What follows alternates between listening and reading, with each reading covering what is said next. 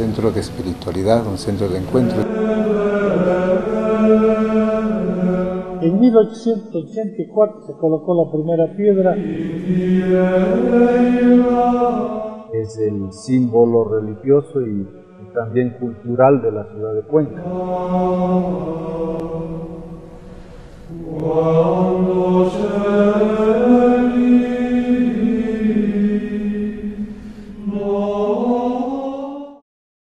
Angelus Domini, nunciavit Mariae.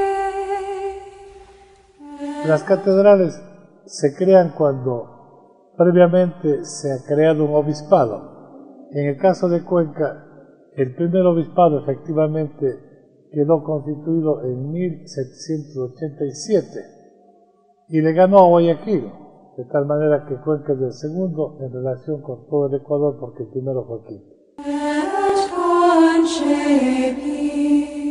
Gran impulsor de la Catedral Nueva fue el obispo Miguel León. El obispo en 1884 ya tomó la decisión de hacerla.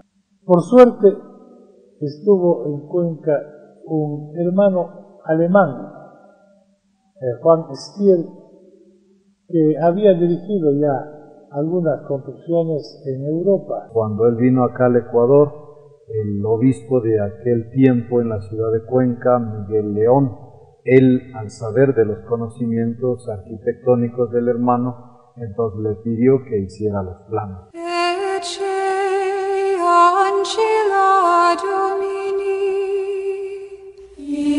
Él es oriundo de Alemania, de un pueblo que se llama Dackingen. Él vino al Ecuador aproximadamente en 1874. Los redentoristas llegaron al Ecuador en 1870, concretamente aquí a la ciudad de Cuenca, que es la primera ciudad del Ecuador donde llegaron los redentoristas. Los redentoristas somos misioneros fundados por San Alfonso en 1732.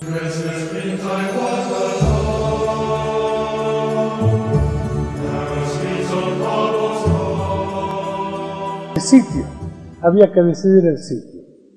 Entonces hubo algunas discusiones en esa zona donde está la Catedral Nueva. Estuvo antes la iglesia de la Compañía de Jesús, de los padres jesuitas. En uno de los pocos terremotos que hubo en Cuenca, quedó bastante afectada la iglesia de los jesuitas, que era la más bonita, la mejor, como es el Quito, la Compañía de Jesús, y se discutió sobre si en ella hacer la Catedral Nueva o derrocarla y construirla. Que lógicamente ya con ese gran proyecto de la catedral tuvo que ser demolido. Entonces, y es parte de la historia, pero igualmente son elementos que no podemos desconocer en esta realización, digamos, del gran proyecto de la catedral.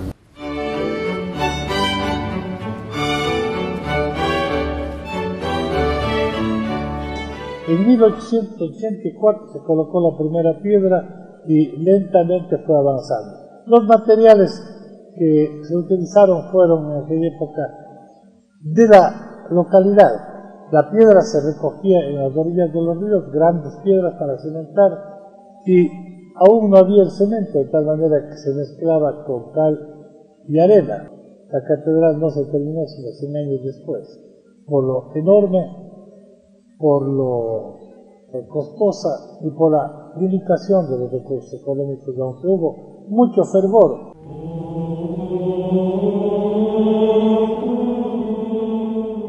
La más antigua, la más clásica, la más vinculada con las catedrales es la arquitectura gótica, que tiene arcos ojivales o en punta, pero también tuvo mucha importancia la arquitectura clásica y neoclásica, en la que predomina la bóveda del cañón, que es de forma de media naranja.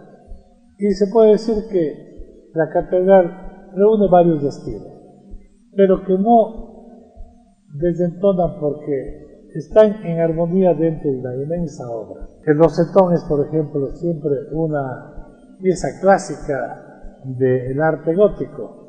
Sin embargo, pues hay capillas laterales que tienen cierta tendencia al barroco. Es decir, hay muchos estilos unificados en una obra maestra.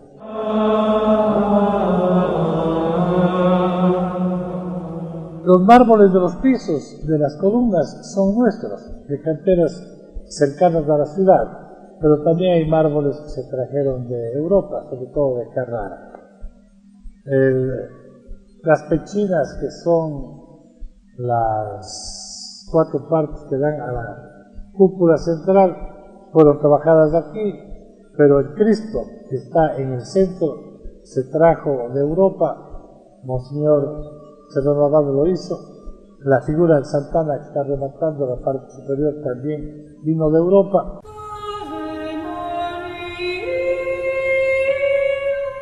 El baldaquino, que es el altar mayor, fue hecho a imagen del baldaquino de la iglesia de San Pedro, la Basílica de San Pedro en Roma.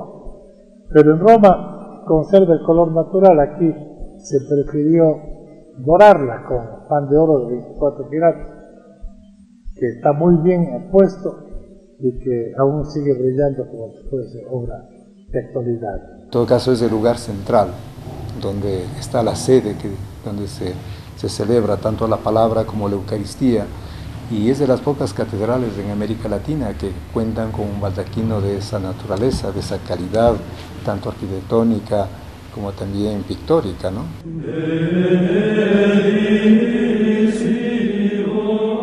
Se pudo conseguir de Bélgica la importación de algunos vitrales, especialmente del rosetón que da al Parque Calderón. Se pudo conseguir también que una firma llamada Alma de españoles hiciesen algunas obras para la catedral, entre las que más sobresalen son los vitrales.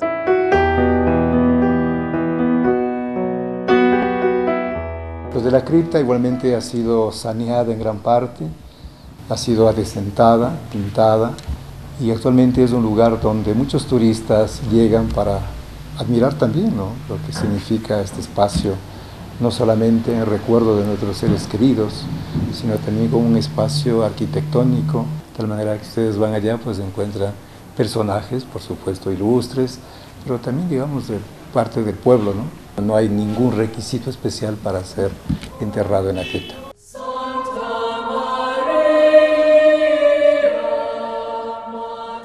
Aparecieron unas fisuras en el arco principal y por esta razón, y quizá por algunas otras razones técnicas y prácticas, ya no se elevaron las 2 torres que tenían que llegar a 67 metros. Es prácticamente una obra inconclusa. Por ejemplo, algunas de las paredes o de los arcos no han sido enlucidos, se los quedó ahí a medias.